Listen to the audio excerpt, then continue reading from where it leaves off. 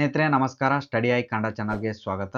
2025 September 27ರಂದು ಚೀನಾದ ಹಾಂಗ್ಝೌನಲ್ಲಿ ಜರುಗಿದ world Congress of biosphere reserves 5ನೇ ವಿಶ್ವ ಜೈವಿಕ ಮೀಸಲು ಸಮಾವೇಶದಲ್ಲಿ ಜಗತ್ತಿನ 21 ದೇಶಗಳ 26 ಹೊಸ ಜೀವಗೋಳ ಮೀಸಲು ಪ್ರದೇಶಗಳನ್ನು ಈ ಬಾರಿ ಯುನೆಸ್ಕೋ ಜೀವವೈವಿಧ್ಯತಾ ತಾಣಗಳ ಪಟ್ಟಿಗೆ ಸೇರ್ಪಡೆ ಮಾಡಲಾಗಿದೆ. ಅದರ ಜೊತೆಗೆ ಭಾರತದ 13ನೇ ತಾಣವಾಗಿ ಹಿಮಾಲಯನ್ ಶೀತ ಮರುಭೂಮಿ ಕೂಡ ಆಯ್ಕೆಗೊಂಡಿದೆ. ಸ್ನೇಹಿತರೆ, ಈ ವಿಡಿಯೋದಲ್ಲಿ ವಿಶ್ವ ಜೈವಿಕ ಮೀಸಲು ಸಮಾವೇಶದ ಬಗ್ಗೆ ಹಾಗೂ ಭಾರತದಿಂದ 13ನೇ ತಾಣವಾಗಿ ಆಯ್ಕೆಗೊಂಡಿರತಕ್ಕಂಥ ಹಿಮಾಲಯನ್ ಶೀತ ಮರುಭೂಮಿಯ ಬಗ್ಗೆ ಈ ವಿಡಿಯೋದಲ್ಲಿ ಸಂಪೂರ್ಣವಾಗಿ ತಿಳಿದುಕೊಳ್ಳೋಣ. ವಿಡಿಯೋ ಪ್ರಾರಂಭಿಸೋದಕ್ಕಿಂತ ಮುಂಚೆ ಚಾನಲ್ನ ಯಾರ್ಯಾರು ಸಬ್ಸ್ಕ್ರೈಬ್ ಆಗಿಲ್ಲ, ದಯವಿಟ್ಟು ಚಾನಲ್ನ ಸಬ್ಸ್ಕ್ರೈಬ್ ಮಾಡಿ. ಮುಂದೆ ಇದೇ ರೀತಿ ಮಾಹಿತಿ ಇರುವ ವಿಡಿಯೋಗಳನ್ನು ನಿಮಗಾಗಿ ತರ್ತಾ ಇರ್ತೀವಿ. ಆದ್ದರಿಂದ ದಯವಿಟ್ಟು ಚಾನಲ್ನ ಸಬ್ಸ್ಕ್ರೈಬ್ ಮಾಡೋದು ಮಾತ್ರ ಮರಿಬೇಡಿ. ಸ್ನೇಹಿತರೆ, 5ನೇ ವಿಶ್ವ ಜೈವಿಕ ಮೀಸಲು ಸಮಾವೇಶ 2025 ಸೆಪ್ಟೆಂಬರ್ 27ರಂದು ಚೀನಾದ ಹಾಂಗ್ಝೌ ಸಿಟಿಯಲ್ಲಿ ಜರುಗಿದೆ. 21 ದೇಶಗಳ 26 ಹೊಸ ಜೀವಗೋಳ ಮೀಸಲು ಪ್ರದೇಶಗಳನ್ನು ಯುನೆಸ್ಕೋ ಈ ಬಾರಿ ಜೀವವೈವಿಧ್ಯತಾ ತಾಣಗಳ ಪಟ್ಟಿಗೆ ಸೇರ್ಪಡೆಗೊಳಿಸಿದೆ. ಯುನೆಸ್ಕೋ 20 ವರ್ಷಗಳಲ್ಲಿ ಈ ಬಾರಿ ಅತಿ ಹೆಚ್ಚು ಹೊಸ ಜೀವಗೋಳ ಮೀಸಲು ಪ್ರದೇಶಗಳನ್ನು ವಿಶ್ವ ಜೀವಗೋಳ ಮೀಸಲು ತಾಣಕ್ಕೆ ಸೇರ್ಪಡೆಗೊಳಿಸಿರೋದು ಈ ಬಾರಿಯ ವಿಶೇಷತೆ. 5ನೇ ವಿಶ್ವ ಜೈವಿಕ ಮೀಸಲು ಸಮಾವೇಶದಿಂದ ವಿಶ್ವ ಜೀವಗೋಳ ಮೀಸಲು ಪ್ರದೇಶಗಳ ಪಟ್ಟಿಯು 142 ದೇಶಗಳಲ್ಲಿ 785 ತಾಣಗಳನ್ನು ಒಳಗೊಂಡಿದೆ. ಈ ಬಾರಿ 26 ಹೊಸ ಜೀವಗೋಳ ಮೀಸಲು ಪ್ರದೇಶಗಳಲ್ಲಿ ಭಾರತದ ಹಿಮಾಲಯನ್ ಶೀತ ಮರುಭೂಮಿ ಜೀವಗೋಳ ಮೀಸಲು ಪ್ರದೇಶ ಅಂದರೆ India's cold desert biosphere reserve ಕೂಡ ಸೇರ್ಪಡೆಗೊಂಡಿದೆ. ಇದು ಭಾರತದಿಂದ ಆಯ್ಕೆಗೊಂಡಿರತಕ್ಕಂಥ 13ನೇ ತಾಣ. ಭಾರತದಲ್ಲಿ ಒಟ್ಟು 18 ಜೀವಗೋಳ ತಾಣಗಳಿದ್ದಾವೆ. ಅದರಲ್ಲಿ 13 ತಾಣಗಳು ವಿಶ್ವ ಜೀವಗೋಳ ಮೀಸಲು ತಾಣಕ್ಕೆ ಸೇರ್ಪಡೆಯಾಗಿವೆ. ಯುನೆಸ್ಕೋ ಕೋಲ್ಡ್ ಡೆಸರ್ಟ್ ಬಯೋಸ್ಫಿಯರ್ ರಿಸರ್ವ್ನ ವಿಶೇಷತೆ ಅಂದರೆ ಎತ್ತರದಲ್ಲಿರ್ತಕ್ಕಂಥ ಪರಿಸರ ವ್ಯವಸ್ಥೆಯನ್ನು ಸಂರಕ್ಷಣೆ ಮಾಡೋದು ಮತ್ತು ಸುಸ್ಥಿರ ಅಭಿವೃದ್ಧಿ, ಸಾಂಸ್ಕೃತಿಕ ಸಂರಕ್ಷಣೆಗೆ ಮಾದರಿಯಾಗಿ ಇದನ್ನು ಗುರುತಿಸಲ್ಪಟ್ಟಿದೆ. ಹಿಮಚಿರತೆಯಂತಹ ಅಪರೂಪದ ಜಾತಿಗಳು ಮತ್ತು ಜಾಗತಿಕ ಜೀವವೈವಿಧ್ಯಕ್ಕೆ ಆ ಪ್ರದೇಶದ ಪ್ರಾಮುಖ್ಯತೆಯನ್ನು ಒಳಗೊಂಡಂತೆ ಅದರ ವಿಶಿಷ್ಟ ಜೀವ ವೈವಿಧ್ಯತೆಯನ್ನು ಇದು ಎತ್ತಿ ತೋರಿಸುತ್ತೆ. ಸ್ಥಳೀಯ ಸಮುದಾಯಗಳ ದೀರ್ಘಕಾಲೀನ ಸುಸ್ಥಿರ ಅಭ್ಯಾಸಗಳನ್ನು ಇದು ಮೌಲ್ಯೀಕರಿಸುತ್ತೆ ಹಾಗೂ ಆ ಪ್ರದೇಶದ ಸಂರಕ್ಷಣೆ ಮತ್ತು ಸಂಶೋಧನೆಯಲ್ಲಿ ಅಂತಾರಾಷ್ಟ್ರೀಯ ಸಹಕಾರಕ್ಕಾಗಿ ಒಂದು ಚೌಕಟ್ಟನ್ನು ಇದು ಒದಗಿಸುತ್ತದೆ.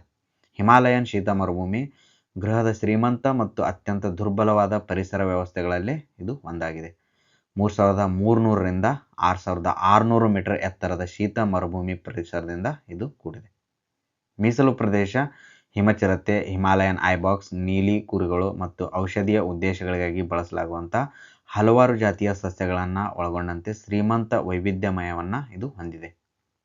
ಇದು ಯುನೆಸ್ಕೋದಿಂದ ಗುರುತಿಸಲ್ಪಟ್ಟ ಭಾರತದ ಮೊದಲ ಎತ್ತರದ ಶೀತ ಮರುಭೂಮಿ ಪರಿಸರ ವ್ಯವಸ್ಥೆಯಾಗಿದ್ದು, ಇದು ಇದೇ ರೀತಿಯಾದಂತಹ ಒಂದು ಪರಿಸರವನ್ನು ಸಂರಕ್ಷಿಸುವ ಜಾಗತಿಕ ಒಂದು ವೇದಿಕೆಯಾಗಿದೆ.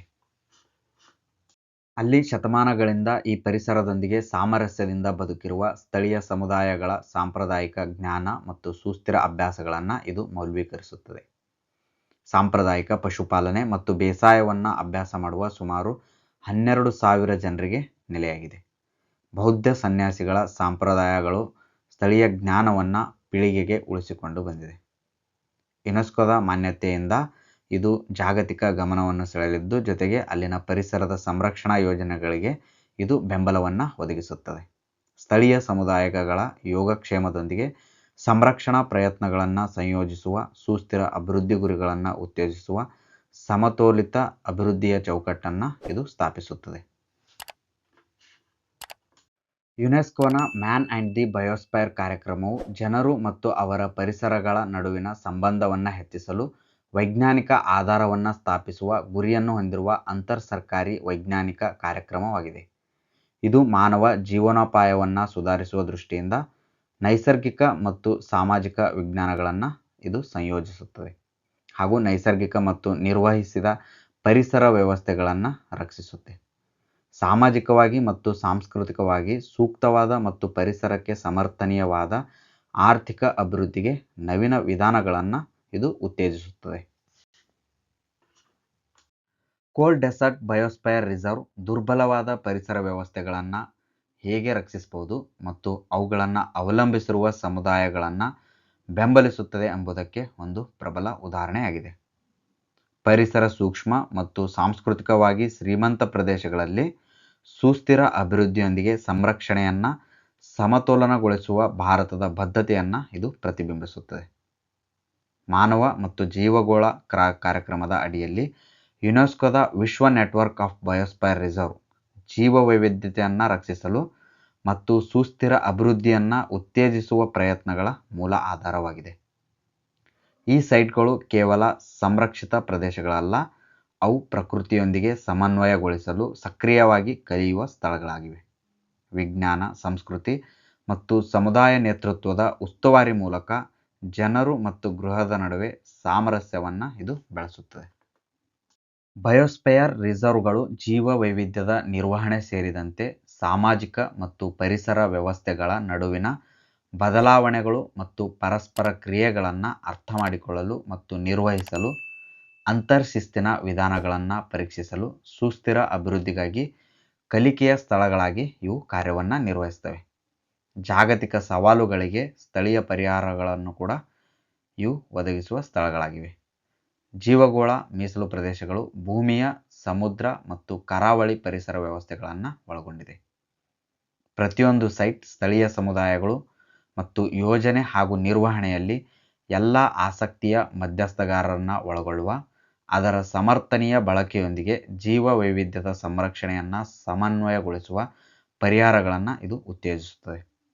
ಇದರ 3 ಮುಖ್ಯ ಕಾರ್ಯಗಳನ್ನು ಸಂಯೋಜಿಸುತ್ತಾರೆ: ಜೀವ ವೈವಿಧ್ಯ ಮತ್ತು ಸಾಂಸ್ಕೃತಿಕ ವೈವಿಧ್ಯತೆಯ ಸಂರಕ್ಷಣೆ, ಸಾಮಾಜಿಕ ಮತ್ತು ಸಾಂಸ್ಕೃತಿಕವಾಗಿ ಹಾಗೂ ಪರಿಸರಕ್ಕೆ ಸಮರ್ಥನೀಯವಾದ ಆರ್ಥಿಕ ಅಭಿವೃದ್ಧಿ, ಮತ್ತು ಸಂಶೋಧನೆಯ ಮೂಲಕ ಅಭಿವೃದ್ಧಿಗೆ ಆಧಾರವಾಗಿರುವ ಲಾಜಿಸ್ಟಿಕ್ ಬೆಂಬಲ. ಭಾರತದ ಶೀತ ಮರುಭೂಮಿ ಜೀವಗೋಳ ಪ್ರದೇಶವು 3300 ರಿಂದ 6600 ಮೀಟರ್ ವರೆಗೆ ಎತ್ತರದಲ್ಲಿ 7770 ಸ್ಕ್ವೇರ್ ಕಿಲೋಮೀಟರ್ ವ್ಯಾಪಿಸಿರುವ ಶೀತಲ ಮರುಭೂಮಿ ಬಯೋಸ್ಫಿಯರ್ ರಿಸರ್ವ್ ಆಗಿದೆ. ಇದು ಗಾಳಿ ಬೀಸುವ ಪ್ರಸ್ಥಭೂಮಿಗಳು, ಹಿಮನದಿ ಕಣಿವೆಗಳು, ಆಲ್ಪೈನ್ ಸರೋವರಗಳು ಮತ್ತು ಕಡಿದಾದ ಎತ್ತರದ ಮರುಭೂಮಿಗಳನ್ನು ಕೂಡ ಒಳಗೊಂಡಿದೆ.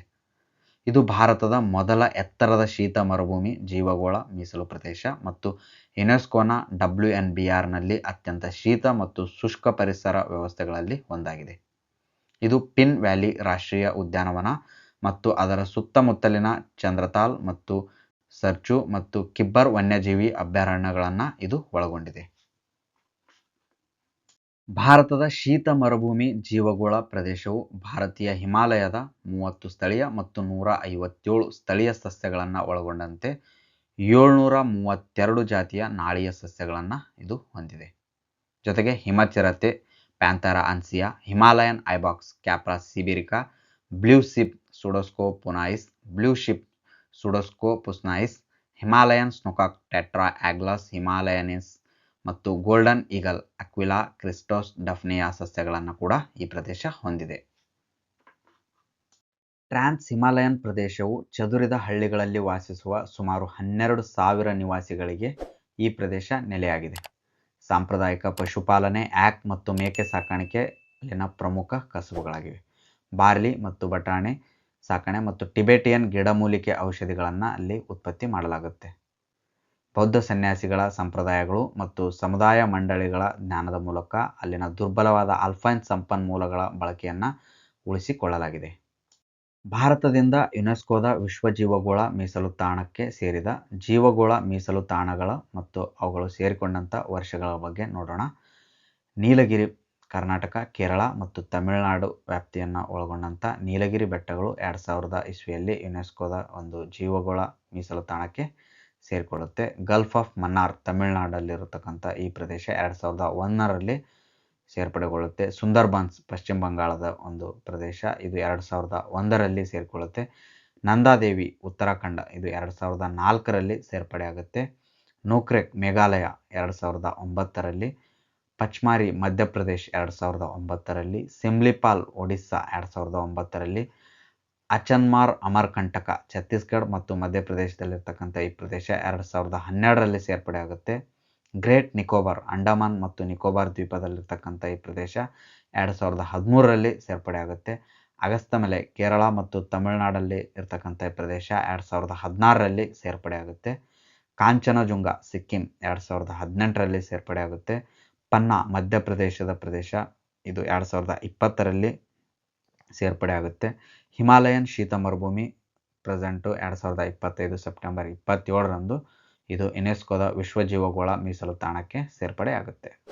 ಇವು ಭಾರತದಿಂದ ಯುನೆಸ್ಕೋದ ವಿಶ್ವಜೀವಗೋಳ ಮೀಸಲು ತಾಣಕ್ಕೆ ಸೇರ್ಪಡೆಗೊಂಡಂಥ ಪ್ರದೇಶಗಳು. ಭಾರತದಲ್ಲಿರುವ 18 ಜೀವಗೋಳ ಮೀಸಲು ತಾಣಗಳ ಬಗ್ಗೆ ನೋಡೋಣ. Nilgiri 1986, Nanda Devi 1988, Nokrek 1988, Sundarbans 1989, Manas 1989, great Nicobar 1989, gulf of Mannar 1989, Rann of Kutch, Similipal 1994, Dibru Saikhowa 1997, Dihang Dibang 1998, Pachmarhi 1999, Kanchenjunga 2000, Agasthyamalai 2001, Achanakmar Amarkantak 2005, Himalayan ಶೀತ ಮರುಭೂಮಿ 2009, ಶೇಷಾಚಲಂ ಬೆಟ್ಟಂ 2010, ಪನ್ನಾ 2011. ಇವು ಭಾರತದ 18 ಜೀವಗೋಳ ಮೀಸಲು ತಾಣಗಳು. ಇದರಲ್ಲಿ 13 ಯುನೆಸ್ಕೋದ ವಿಶ್ವಜೀವಗೋಳ ಮೀಸಲು ತಾಣಗಳ ಪಟ್ಟಿಗೆ ಸೇರ್ಪಡೆಗೊಂಡಿವೆ.